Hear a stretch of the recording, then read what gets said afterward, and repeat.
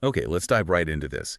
We're looking at a collection called Reflections on Life and Love. Hmm. And our goal today really is to unpack some of these thoughts, see what insights we can pull out about, well, relationships, growing as a person, and just getting through life's challenges. Yeah, and what strikes me right away is this strong theme of personal agency, Yeah. taking action. Oh, Yeah, there's this really vivid analogy the source uses.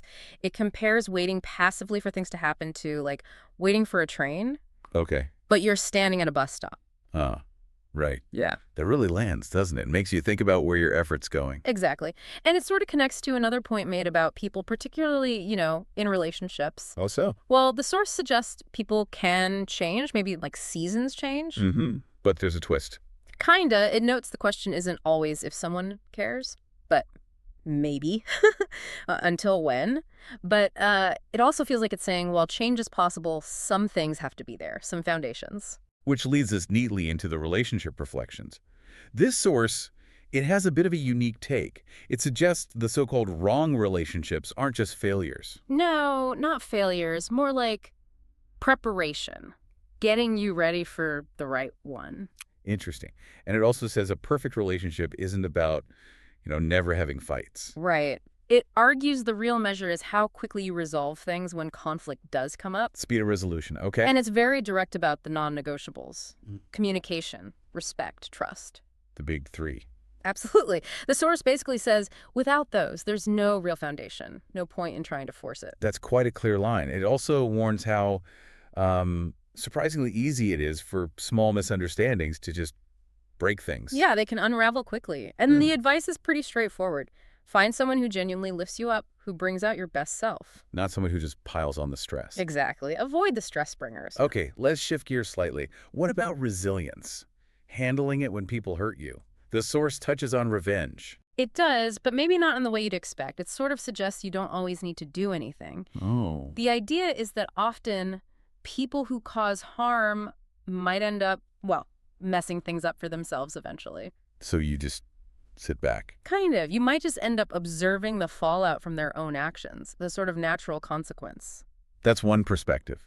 And it also really emphasizes avoiding bad company, doesn't it? Strongly, Yeah. saying it's much better to be alone than, tangled up with negative people or in draining relationships. Solitude over bad connections. And that idea of being alone seems linked to self-improvement too. Yes, instead of focusing only on finding a partner, the source pushes for working on yourself first, which connects to, I think, one of the most powerful analogies in the whole collection. Which one is that?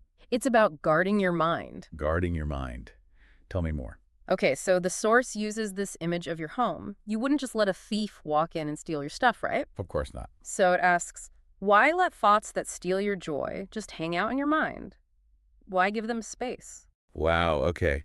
That's a really potent way to put it. Yeah. It highlights that idea that internal change often has to come first. Before external change can happen, yeah, you need to shift what's inside you to shift what's around you. Makes sense.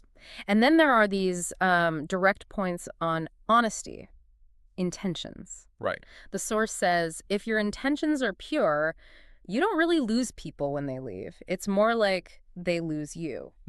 That's a reframe. And it warns how fragile trust is, how just one lie can shatter it completely. So the message is be upfront, be real, value truth. There's also that bit about being good, but also knowing when enough is enough. Yes. It suggests sometimes suffering comes not because you were bad, but maybe because you didn't see when it was time to, draw a line or walk away. Yeah, see. You get boundaries. And it makes an observation about what a good woman values. Right. Saying it's more about time, loyalty, love, commitment. Less about the money or status. Yeah. Prioritizing the deeper connection. Finally, it also touches on overthinking. Yeah, lists the downsides pretty clearly. Kills creativity, lowers performance, causes stress, wrecks your self-confidence. Just generally unhelpful.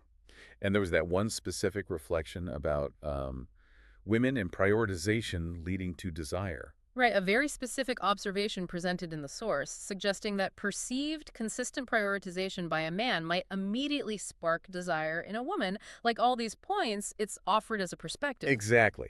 These are reflections from the source, things to think about, not strict rules. You need to see how they fit or don't fit with your own experiences. Definitely. Consider them food for thought. So let's leave everyone with that powerful idea about guarding the mind.